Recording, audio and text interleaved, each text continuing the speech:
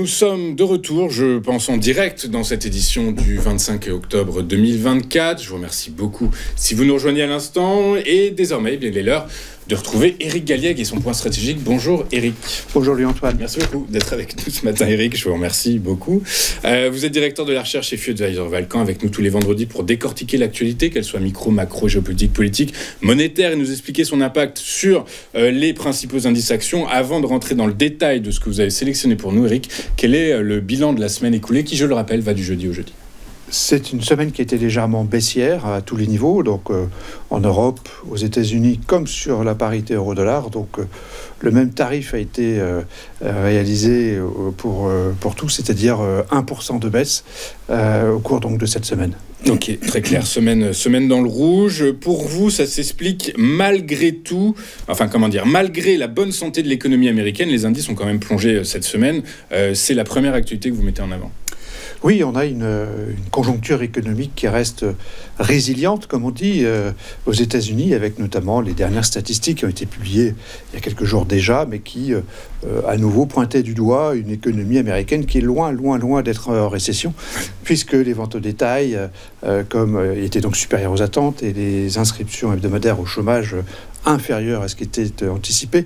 Donc on a effectivement une économie américaine qui, à nouveau, nous montre une forme de résilience très nette, qui détonne par rapport à la situation européenne, bien sûr. Oui, qui détonne évidemment par rapport à la situation européenne. On va voir que tout n'est pas si rose du côté des États-Unis. Certains anticipent le retour de l'inflation pour 2025 et des niveaux et des effets prix très limités pour les entreprises. Votre deuxième actu, c'est les marchés. Wall Street a fait son choix. Il semblerait que ce soit Trump qui soit élu.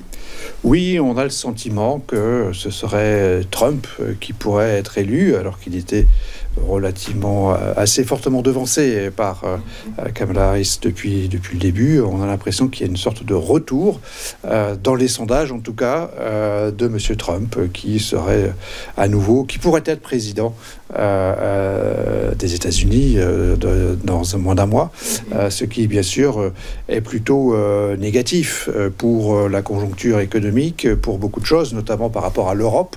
On se positionne ici surtout d'un point de vue européen. On aurait un effet négatif probablement sur l'Europe. On aurait aussi une volatilité de marché qui probablement augmenterait avec cette possibilité. Oui, je disais, un Wall Street positionné sur... Wall Street qui a fait son choix, c'est Donald Trump. Il suffit de voir certains actifs très liés à la politique, au sentiment politique de Donald Trump, comme la hausse des cours des prisons de sécurité privée, comme les plateformes d'échange de Bitcoin qui ont réalisé au mois d'octobre des performances quasiment historiques. Donc voilà, Wall Street a fait son choix. On poursuit avec la zone... alors, on est en zone euro et on assiste en ce moment à la publication des résultats et à la plus forte révision en baisse depuis 2020. C'est très notable. Oui, il faut le souligner. On a l'impression que ça passe comme une lettre à la poste, dans la mesure où les bourses ne font que baissoter. On a vu 1% sur la semaine, c'est pas grand-chose. On assiste, en fait, avec des publications qui maintenant sont bien connues, de LVMH, de Nestlé, de ASML encore. Si on additionne tout ça, on se rend compte que depuis un mois, on a des révisions en baisse de plus de 2%. Plus de 2% de révisions en baisse, c'est important. C'est donc effectivement la plus forte baisse depuis 2020. Cela ramène la croissance bénéficiaire de l'année en cours, donc de l'année 2024, à 0,9%, c'est-à-dire quasiment rien, alors qu'on n'était pas loin de 10% début d'année.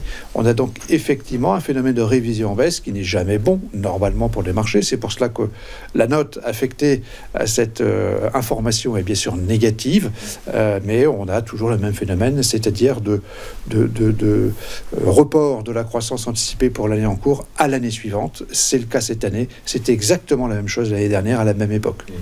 Donc tout ça est relativement inquiétant. On finit ce tour de l'actualité avec les risques cachés du système financier. Alors oui, le rapport du FMI sur la stabilité financière mondiale est toujours une mine d'informations, de réflexions très intéressante.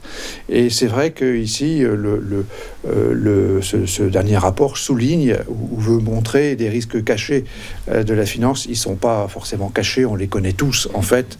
Il s'agit bien sûr de la situation d'endettement des entreprises privées.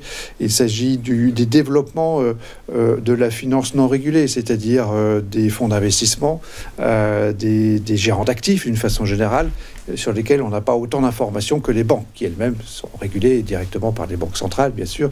Donc le FMI nous rappelle tous ces risques, et même dans le système bancaire, avec donc les titrisations synthétiques, qui permettent aux banques de revendre en quelque sorte, d'exporter leurs risques de leur bilan, de sortir de leur bilan leurs risques, en contrepartie de quoi les investisseurs qui les acceptent ont des rendements anticipés de 8 à 12%. Mais ce phénomène de baisse du risque est tout à fait significatif, mais on a du mal à le mesurer, et surtout il amène les banques à reprendre de nouveaux risques, puisque donc les fonds propres réglementaires diminuent, puisque le risque diminue, et donc ça amène en fait une augmentation des risques en banque, et c'est bien sûr un phénomène que le FMI met en avant et que vous mettez également en avant, donc -1 dans votre scénario. -1 pour le scénario, effectivement. -1 dans votre scénario. La synthèse n'est pas bonne cette semaine. La synthèse est mauvaise, on a -2 donc sur notre mise à jour de la mesure du risque et notre cartographie des risques de marché, avec un seul élément positif qui demeure l'économie américaine en bonne santé. C'est quand même important, voire essentiel.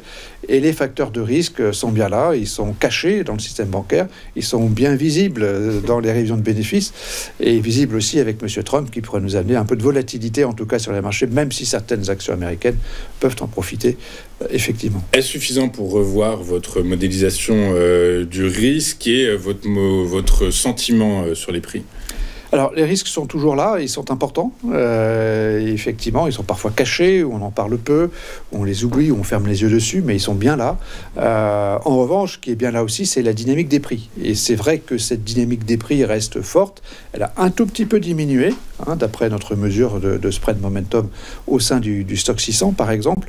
Mais globalement, on considère que cette vitesse acquise, en quelque sorte, est suffisante pour continuer à traverser les vents contraires, ou à éviter que les vents contraires fassent chuter l'avion ou chavirer le bateau, je sais pas comment dire.